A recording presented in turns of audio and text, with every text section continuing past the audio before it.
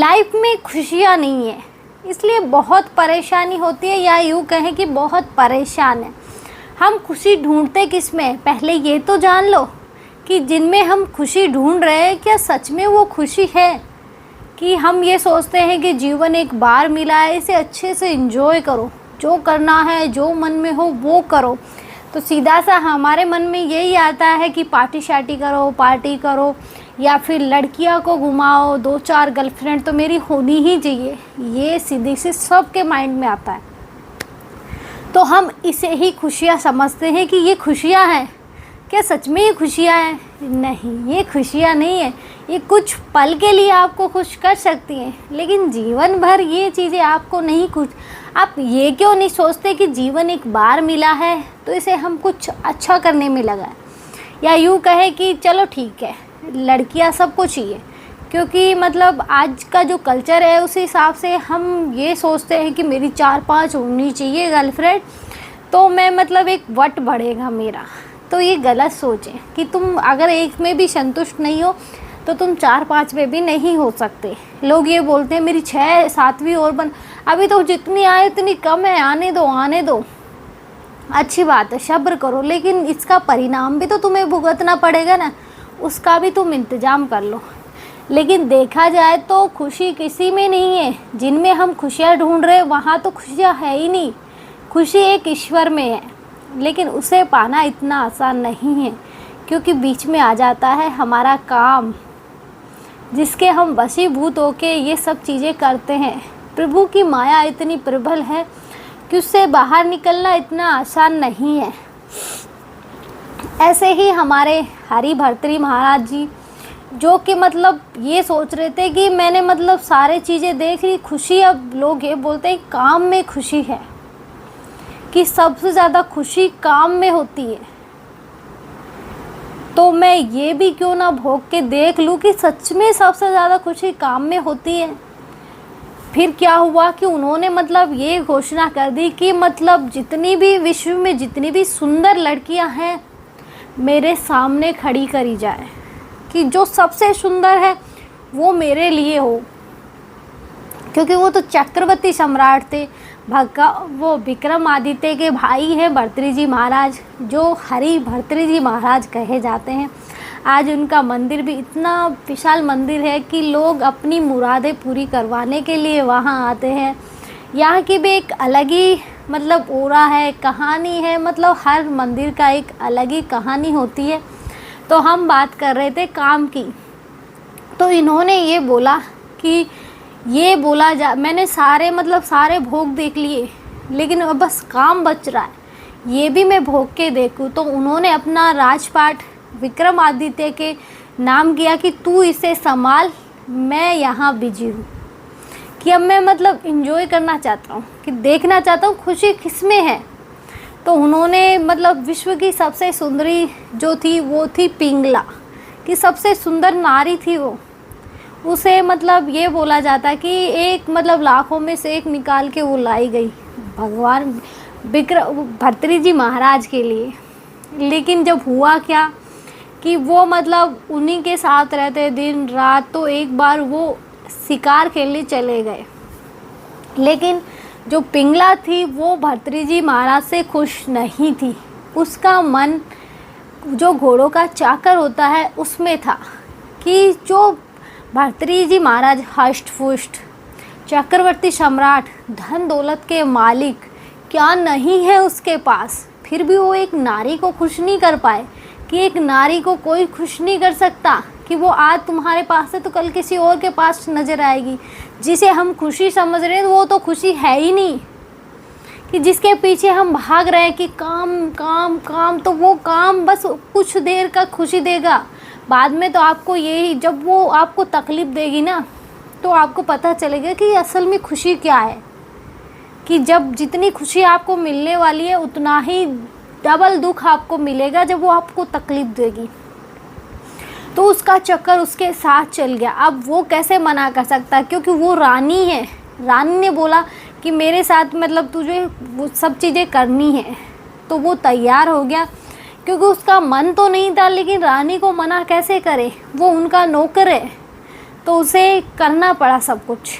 लेकिन उसका मन एक वेश्या में था कि वो तो मतलब उसके लिए सबसे सुंदर वो वेश्या थी। रानी जो विश्व की सुंदरी थी वो उसे अच्छी नहीं लगती थी। उसका मन तो वहाँ रखा था कि चक्रवर्ती सम्राट ने जिसे पसंद किया उसे उसने पसंद नहीं किया, क्योंकि महाराज भर्तृहरि को पिंगला पसंद थी, सबसे सुंदर थी।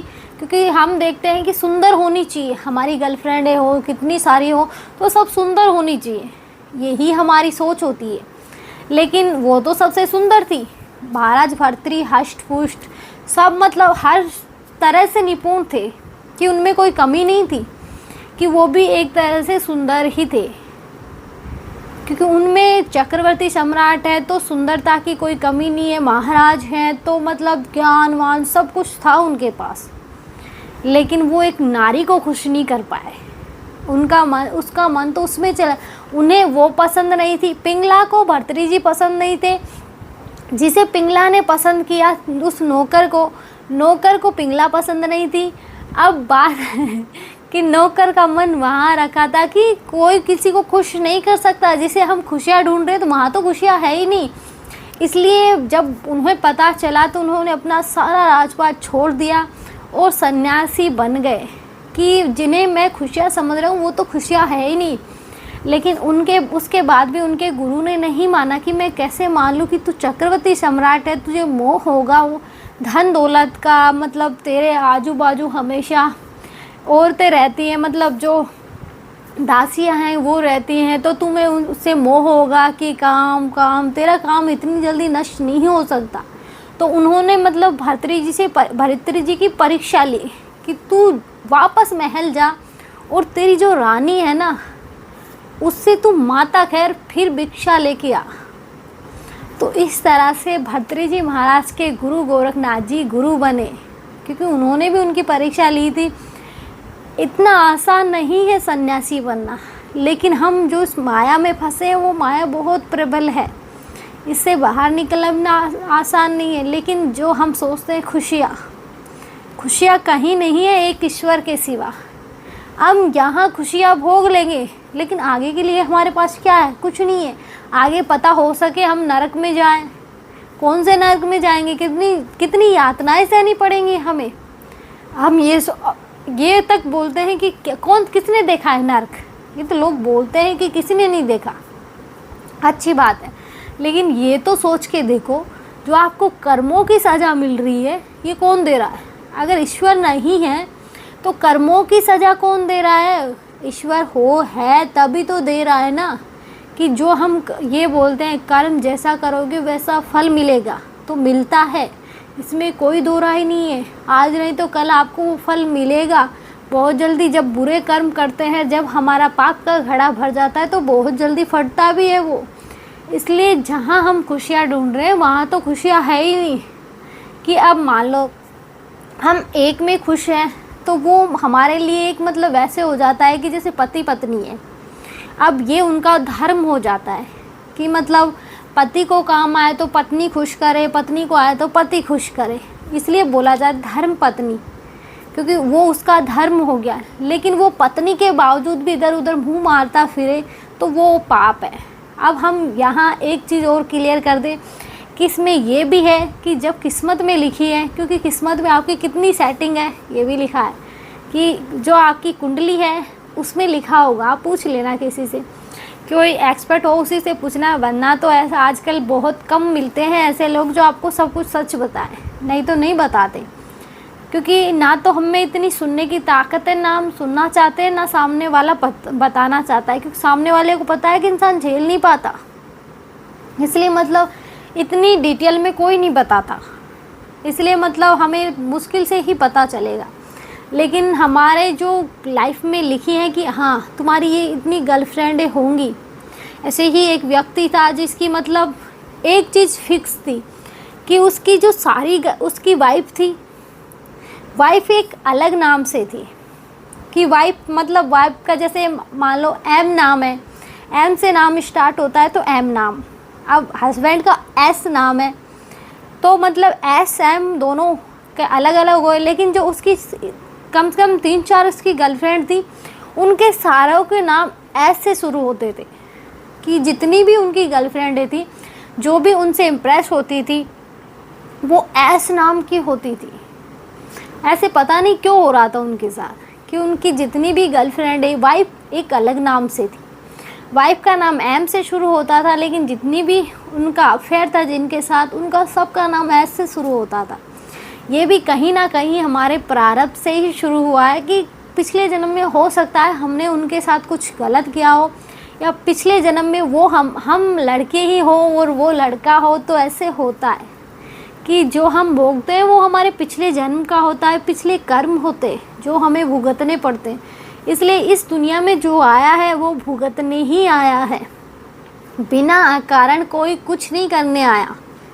कि मतलब हम ये सोचेंगे भक्ति करेंगे, भजन करेंगे तो हम हमारे प्रारब्ध को काट देंगे। प्रारब्ध को काटना इतना आसान नहीं है, और जो स्ट्रॉन्ग प्रारब्ध है उसको तो तुम बिल्कुल नहीं काट सकते, वो तो तुम्हें भुगतना ही भुगतना पड़ेगा। जैसे लाइफ में हमें कुछ बीमारियां होनी है, कि मान लो हमारे प्रारब्ध में लिखा है कि तुम्हें आगे जाके ये गंभीर बीमारी होगी, ये इस टाइम तक चलेगी, यहाँ जाके ख़त्म होगी, या फिर हम इस बीमारी के चलते पूरी ज़िंदगी झेलनी पड़ेगी। तो ऐसे भी है, वो हमारा प्रारब्ध है, जो हमें बीमारी आई है वो हमारे प्रारब्ध से आई है, और उसे हम भगवान की भक्ति से भी नहीं टाल सकते, बस कम कर सकते हैं। क्योंकि जब हम भक्ति करते हैं, भजन करते हैं, नाम जप करते हैं, तो हमारे अंदर एक अलग सी ऊर्जा आती है, उससे हमारा मन शांत होता है, और मन के अंदर एक ताकत मिलती है हमें झेलने की। और हमेशा ये सोचते जो ईश्वर कर रहा है अच्छा कर रहा है, हमें इतनी तकलीफ़ें नहीं होने देते हो जब हम उनकी शरण में होते हैं। लेकिन जब हम उनका नाम ही नहीं सुमरण करेंगे तो वो हमारी रक्षा कैसे करेंगे। हालांकि हर माता पिता अपने बच्चा चाहे कितना ही गलत काम करे लेकिन उसके साथ होते हैं। तो ऐसे ही ईश्वर है, हम सब ईश्वर की संतान हैं। बस आज हम इतने मोह माया में फंसे हैं, वो भी ईश्वर की मर्ज़ी से फंसे, क्योंकि ईश्वर की मर्ज़ी के बिना कुछ नहीं होता। इसलिए जो आज हम कर रहे हैं, अगर हमारे माइंड में गलत करते टाइम एक चीज़ आ जाए कि नहीं ये गलत है मत कर, तो ये भी ईश्वर का ही एक वो है संदेश कि तुम मत करो ये गलत है। लेकिन हमारी बुद्धि नहीं मानी, मन नहीं माना, नहीं मैं करूँगा, इसने मेरे साथ किया है। एक बार ये सोचो ना कि तुम्हारे अंदर ये चीज़ें आई हैं कि मत कर, रहने दे, छोड़, क्या मतलब, उसने किया वो उसका कर्म है। ये चीज़ें आ गई तो ये समझो कि ईश्वर तुम्हें बताना चाहते हैं कि मत कर और नए कर्म मत बना। लेकिन हम अपनी के चलते किसी की कहाँ सुनने वाले, हम हमारे मन की नहीं सुनते। उस टाइम हमारा माइंड काम करता है, माइंड की सुनते हैं हम। इसलिए हम कभी कभी मन की भी सुन लेनी चाहिए। इसलिए मतलब जब पॉसिबल, आजकल होता क्या है कि सब चलो पहाड़ों में जाके मैगी बनाएंगे, वहाँ जाके मैगी बनाएंगे। अगर कोई व्यक्ति तुमसे ये बोल रहा है ना कि नहीं ये जगह कुछ ठीक नहीं लग रही, आगे चलते हैं, 10 को वो चीज़ें पसंद आ रही हैं, एक को नहीं आ रही है, तो वो चीज़ें चेंज कर देनी चाहिए। क्योंकि हो सकता है वो एक ईश्वर का इशारा हो कि नहीं यहाँ कुछ गलत है। क्योंकि आज गलत करना बहुत आसान हो गया है, कि तंत्र मंत्र ये चीज़ें तो बहुत आसान हो गई, कौन किस पे कब करे हमें नहीं पता चलता। इसलिए अगर किसी एक व्यक्ति के मन में ये आ रहा है ना कि नहीं ये जगह गलत है, यहाँ नहीं बैठते, हम और कहीं जाते हैं, क्योंकि हमें नहीं पता उस जगह क्या किया गया, क्या हुआ, कुछ नहीं हुआ, हमें थोड़ी पता है। हम फर्स्ट बार गए हैं, कभी गए भी हों तो पूरी जानकारी थोड़ी होती है हमारे पास। इसलिए अगर एक व्यक्ति के माइंड में आ रहा है तो हमें वो चीज़ें चेंज करने देनी चाहिए। इसलिए हमेशा मतलब सोच समझ के फैसले लो कि आज जो हम बस थोड़े से लुप्त मज़े के लिए सब चीज़ें करते हैं, क्या करोगे, खाओगे पियोगे, सुबह फ्रेश होने ही जाना है। कि कुछ टाइम की खुशी के लिए ऐसा ना हो कि हमारे साथ कुछ और ही अब अलाल बलाल आ जाए, जो भी है वो आ जाए। इसलिए जितना हो सके बचो इन चीज़ों से, क्योंकि आना आसान है, जाना मुश्किल है। इसलिए हमें हमेशा सोच समझ के कदम रखने चाहिए, सोच समझ के काम करने चाहिए। इसलिए आज के लिए इतना ही। जय श्री राम। मिलते हैं नेक्स्ट वीडियो में।